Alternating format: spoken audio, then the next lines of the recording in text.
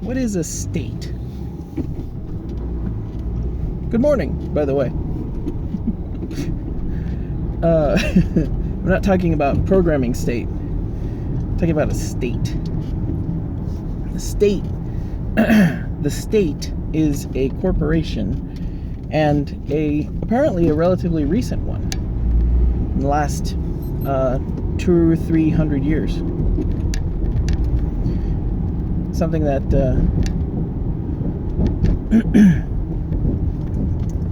something that exists to perform, ostensibly to perform a service. And I think about someone trying to sell a state, and this is outside of a government, because a government is different from a state. The two they can be the same, but they're not mutually exclusive.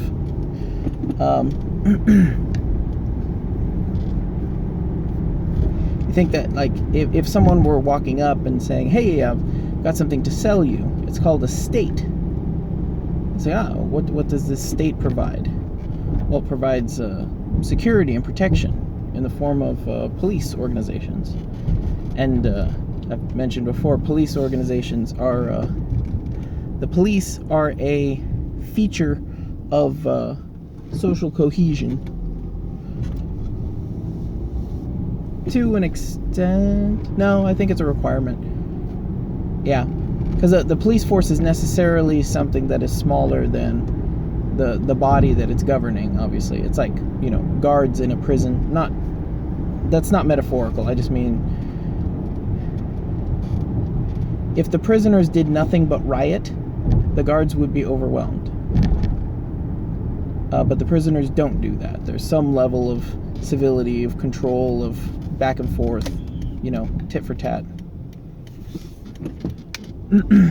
Similarly, the police are only allowed to exist as an effective or useful force because they are a tiny fraction of the population. They're only allowed to exist because society allows them to exist, because of the people inside that, the people that they are policing, the policed, I guess, are okay with them. That's why you start to see these areas, like the Baltimore for a long period, certain areas of Chicago, they become essentially European no-go zones, or what is it? The official term for no-go zones escapes me at the moment. I'm referring to the ones in Europe, but it definitely exists. I don't remember the word. It's gonna bug me. But suffice to say, if a majority of the people do not want the police to be there, the police are not welcome. They're not capable of operating in that area. And this extends to things like riot police and stuff like that, where police are actively controlling groups much, much larger than them. And again, there's this prisoner to guard understanding, almost, that we don't hurt you too bad, you don't hurt us too bad. That's kind of the way that it's going. It's like a gentlemanly thing. It's very strange, actually. But it is a requirement that there be social cohesion, or at least that implicit understanding that you are the authority and we are here to check your authority. However, we respect you more than to follow you home and stab you in your bed and kill your children and rape your wife. Like, there's an understanding there. We still live in a civilization or a society, at least we claim to.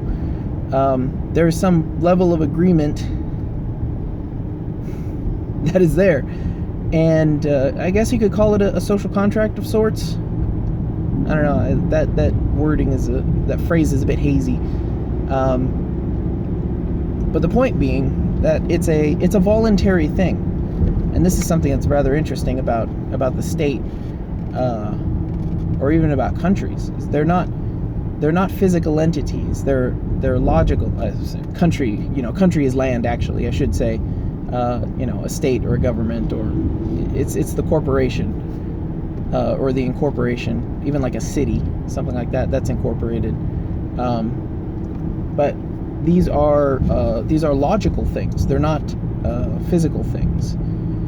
If I get 3 people together and I say, we are Team Alpha, now we are under the guise of Team Alpha, but I can't grab Team Alpha and hold Team Alpha and then put it in a safe. It's not a physical entity. It's just a logical construct, much like the state is. It's a logical thing.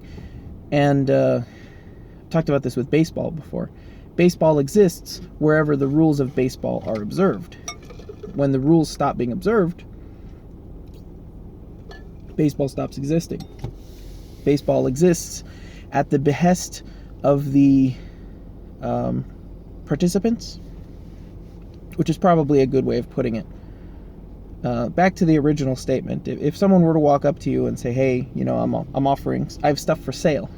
Well, what are you selling? Well, I'm selling a state. Okay, what does the state do? Well, it ensures security, safety and protection, and it, you can say, okay, well, I'm okay with that. Safety and protection is good, but, me and my buddies police this area, or, we have a neighborhood watch or something like that. Even, like, 1800s, like, hey, we had, like, one sheriff, but he can snap his fingers and call together a posse of 30 guys with rifles, instantly. So we're pretty good on security. It's like, oh, well, we can codify laws. Like, we can write them out so that we can make the rule book, make it very official, very legal. And then that police force that I was talking about, security force, can enforce those rules. And it's like, okay. But we all kind of understand the laws. I guess that would be more of a social contract. Everyone gets together and is like, okay, Bob is doing something wrong. Bob, stop doing it. We all agree, stop doing it. Quit taking baths naked with the windows open, all right? And and if Bob keeps doing it, then everyone understands Bob is violating this social contract, this agreement, this societal agreement. And Bob suffers the punishment, the consequences. Or, whoever is getting too drunk and starting problems, and messing things up, and property damage. And eventually, that person gets kicked out of town. And that's, a very direct form of control. Very local, obviously, extremely local. You're involved yourself. But then the state offers this service. Whatever this service is, this legal framework, I guess. And then, they run the jails. So we'll set up jails. Okay, well, so let's skip ahead. Nation states. That's the bigger deal. So it's like, okay, well, we have I'm offering you a state, but just so you know, the next town over, I just sold them a state, and they're getting very organized, and they're pooling all their resources, and they're going to have, bigger, better weapons. They're going to be even stronger than you militarily. And then, like, you guys cannot, rest on your laurels, or, pool your money together without a state to really organize things and create a military for you. Something that can actually compete with them. And even at this point, like, that's a pretty valid argument. Well, I mean, you go back, a lot of the armies were conscripted. And that's, even that change has been pretty recent. But that was, first generation warfare. And second and third, mostly around the World War II era. But we are, we're in the age of, this is fourth generation warfare. People don't fight for a state. They don't fight because their lord told them to fight. They're not the property of their lords. And further, people fight for reasons beyond these legal entities that we're imagining. Look at I like the little teenager birds. They're fighting for religious reasons. They're fighting for local interests. They're fighting for all kinds of different things. And even the argument that, well, they're just going to make bigger bombs and they're going to be able to do XYZ damage and you need to be able to repel them. Even that's a bit tempered by places like Afghanistan.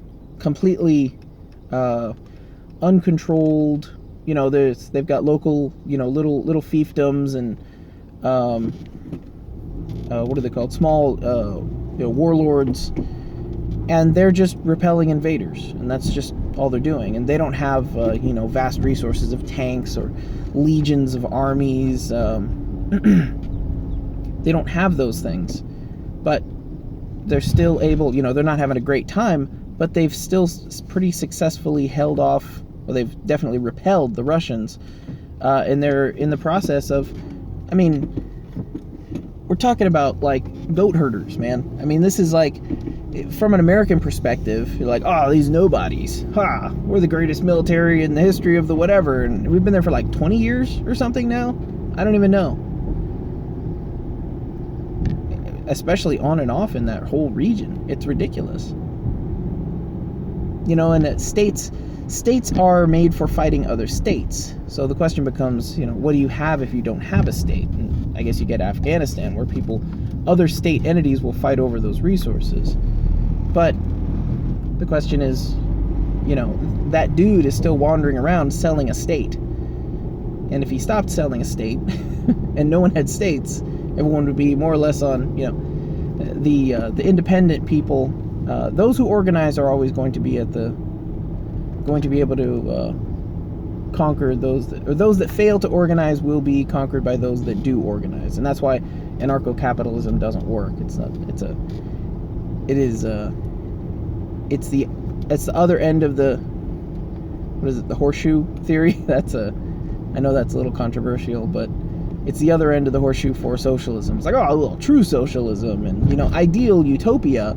And then the right wing is like, no, that's ridiculous. You're insane. But anarcho-capitalism, let me tell you, that's a utopia. So it's a very strange thing.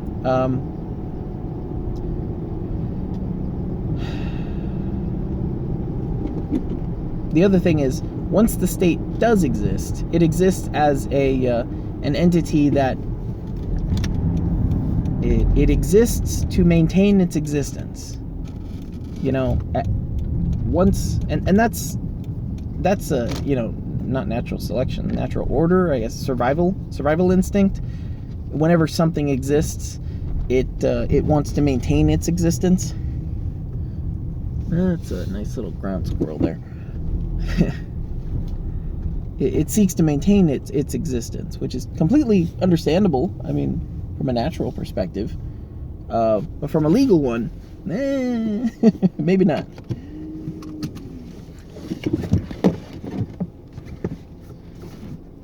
So the state would operate. The state would not want itself to be voted out. And the state will always want more resources. Everything wants more resources.